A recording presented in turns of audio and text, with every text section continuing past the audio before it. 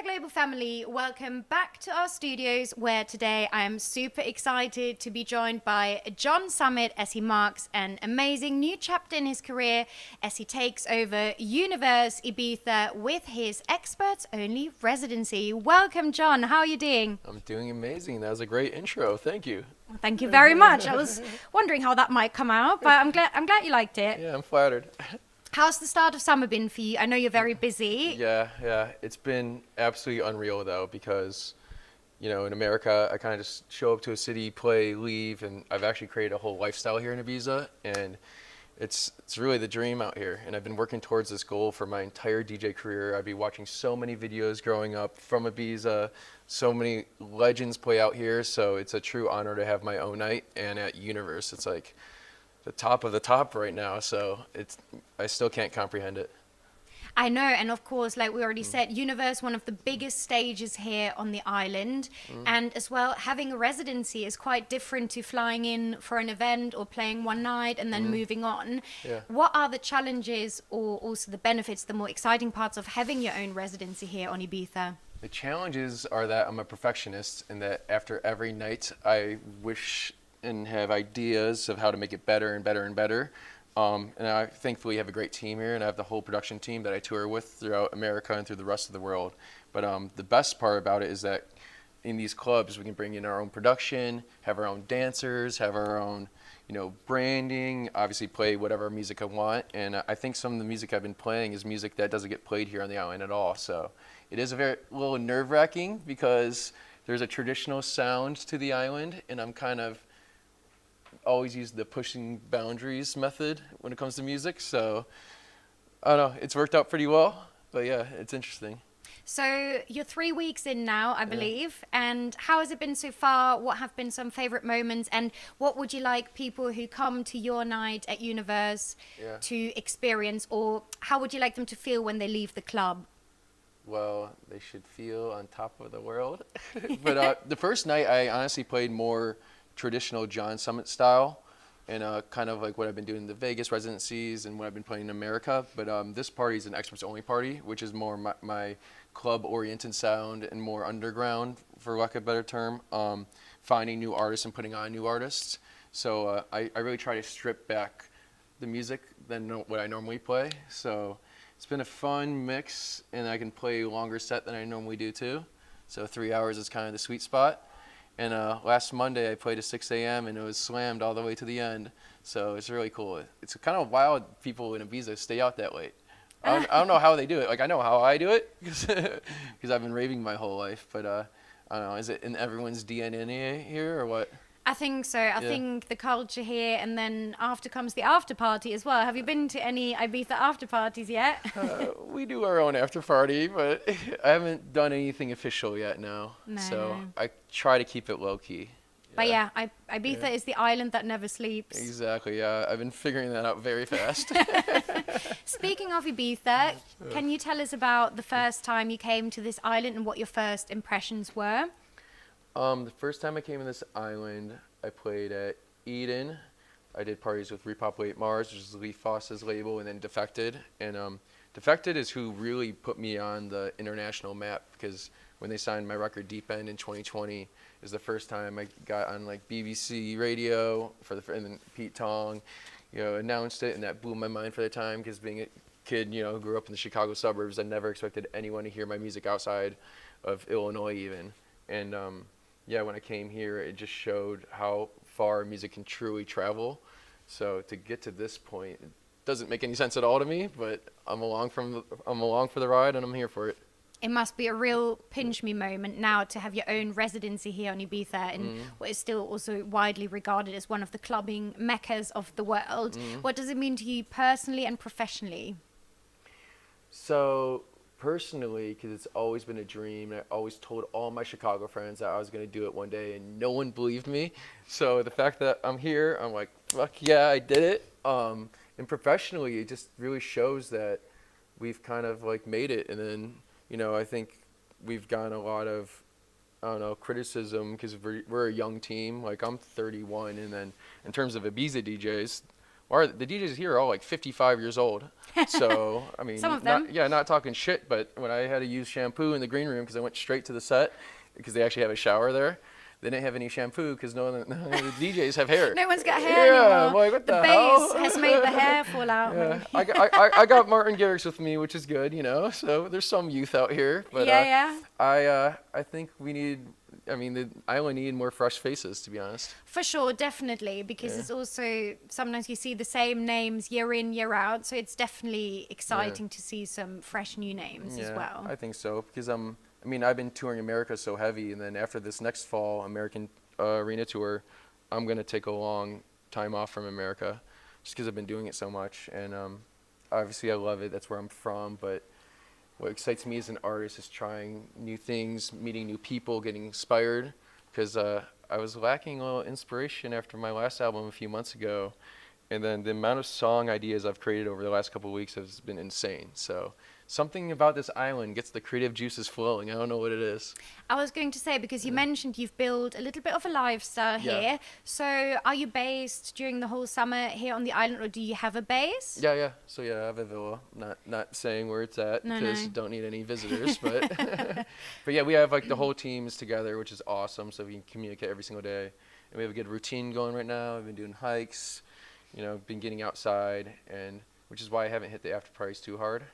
Because I'm the kind of guy that if I go to after party, I'll be there for 3 days. So I'll wait for the end of summer to Maybe do a little bit counterproductive. Exactly. But outside the other side of Ibiza, that is also now more people are interested in seeing the nature, the wellness offerings, the foodie side as well. There's some amazing restaurants here. What's your perfect day off when you have a rare day off?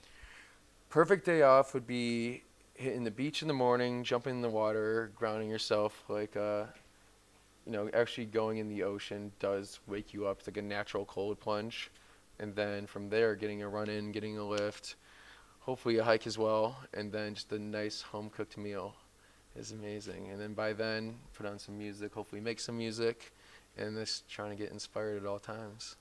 Yes, and you have got a new album out. And tell us about the inspiration behind this new one and how it's evolved from your first record. So my first record was Comfort and Chaos, and I was having a really hard time in life that stage, being comfortable and being put on these massive stages because I blew up so quickly, and I went from DJing to 200 people to DJing to 20,000, and so I really had to find my comfort in that chaos.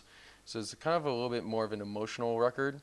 And then this last one, which is called Control Escape, it's from, the story behind that is how I went from my accounting job, because I used to be an accountant. Yeah. I have a question for you, actually. Yeah. And then I kind of really broke out of the matrix to what I'm doing now and kind of documenting that life journey. So that's more about my overarching journey. So, yeah. And I think that's something that maybe we don't talk about enough, is that a lot of amazing artists, not everyone is naturally also an amazing showman, or not everyone is immediately comfortable with, like you said, being put on a massive stage in front of thousands of people. That's why people like Daft Punk, they put helmets on. Yeah. Stage fright, Yeah. And so how important was it for you to be vulnerable on this new album, and also now I'm guessing talking about it publicly? I've always been putting myself out there, and it's not an easy thing to do every single day, and it's tough mentally sometimes, to be honest, but it's important. That's the whole point of being an artist, and you have nothing to tell, you shouldn't put out music. There's a lot of people who just do party music, and that's fine, whatever, but I think to be a true artist, you have to really put your soul into it, no matter how uncomfortable it may make you. But I like a mix of both, because there's party records on the album and everything too. I don't want to be just sappy the whole time. No, of course. It's still all a need mix, some floor fillers. Exactly. But what do you feel this album says about your evolution as an artist and as a producer? Well, so I touched more genres than before, and like I did this Latin record with Fade. We met together in Miami. He lives in Miami as well too, so that one was fully in Spanish. And then just tried new things. Like I worked with the Chainsmokers on a record, and we did a drum and bass record. They've never done drum and bass before too, and kind of took them out of their comfort zone. And they're such great songwriters as well too. We had a great hook on that record. Did my first kind of more anthemic hip hop leaning record with Lights Go Out, which I think is the biggest record I play when I play at Universe, because then we have this whole programmed lighting show that goes along with it. And yeah, when I make these records, I think about the whole production and all the lights, lasers, and everything that go with the song. I think people think a little too close-minded when they make music in our scene. So I sound like such a hater of the scene, but No. I am a hater right now because nothing's inspiring me, right? So I have to listen to genres outside of dance music, Yeah. really, to be, because everything sounds the fucking same. And of course, you've got, I'm guessing, an immensely packed schedule. You're Yeah. traveling all over the world. Do you get enough sort of like time out to take a breather and explore different cultures, different scenes, to find inspiration again? Yeah, I try to. Like, I didn't sleep last night because I was out all night discovering new sounds and new things, and I don't know how much I can say on the radio right now, but it is, I make the time for it. But you have to sacrifice things. You can only have, like, it's either sleep, personal life, work, whatever. I've kind of put it all into work and music. And do you find you have any practices to keep balance, to stay grounded, to recharge and to feel inspiration again? Yeah, it's the constantly working out, and then, like I said, jumping in the water and everything, and also being surrounded by good people and people who will call me out on my bullshit. So It's important not to just have yes people around you. You need a support circle. It's like if I haven't gone to sleep for 3 days or whatever, they'll be like, John, go to bed. I'm like, all right. But yeah, you need those kind of people in your life, because I've seen too many artists succumb to the yes men, and you know how it works in this island. Yeah, for sure. And when life moves so fast, do you take a moment every now and again to just see how far you've come and to, reflect? And I mean, I don't do it enough at all. I was at a friend's wedding this past weekend, actually, and it's like the first time I turned off my phone for 24 hours, and I don't know how long.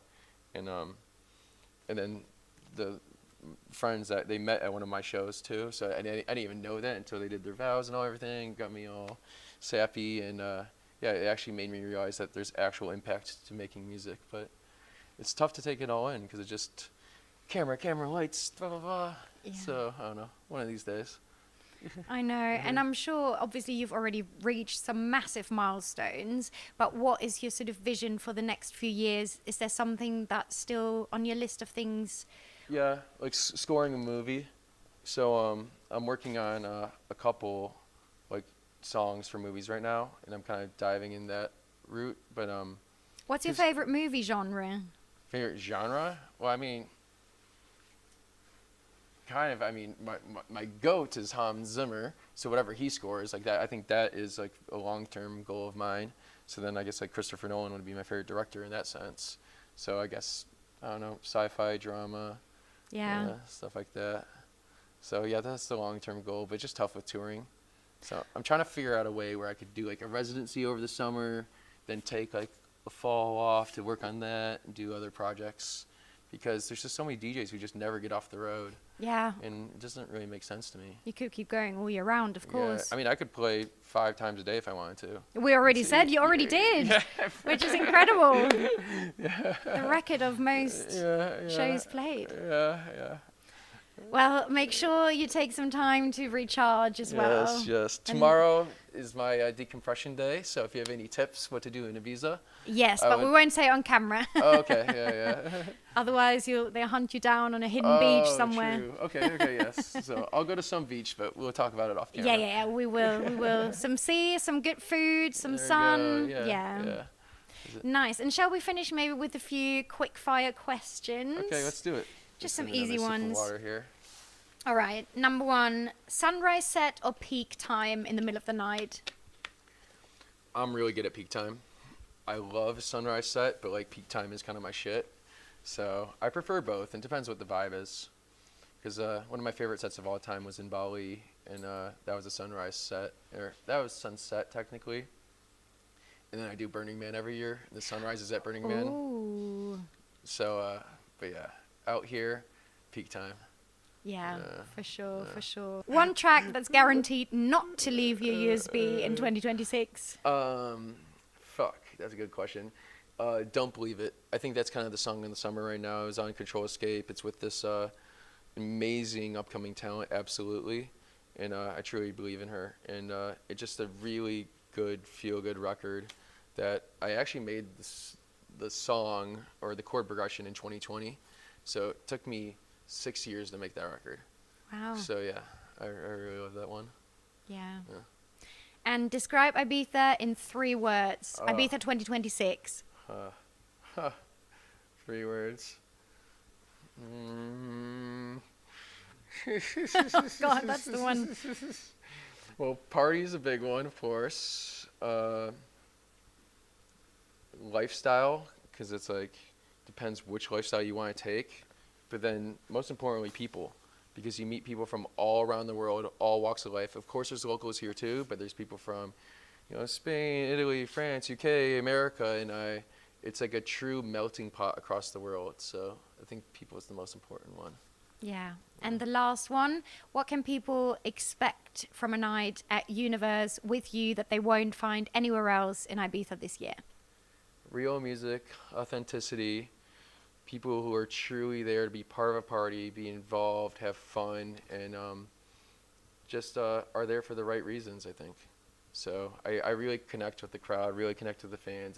I think we have a real community, and which is why I'm trying to do things like community activities outside the club as well too.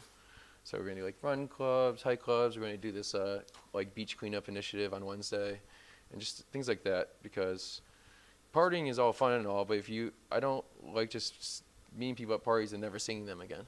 So yeah, I think it's a very genuine atmosphere we're creating. Nice. Well, thank you so much for stopping by, John. I know you've got a very busy schedule, so we're Yes. going to let you go. But you've also brought some music for us, haven't you? Yes, I have. What you got?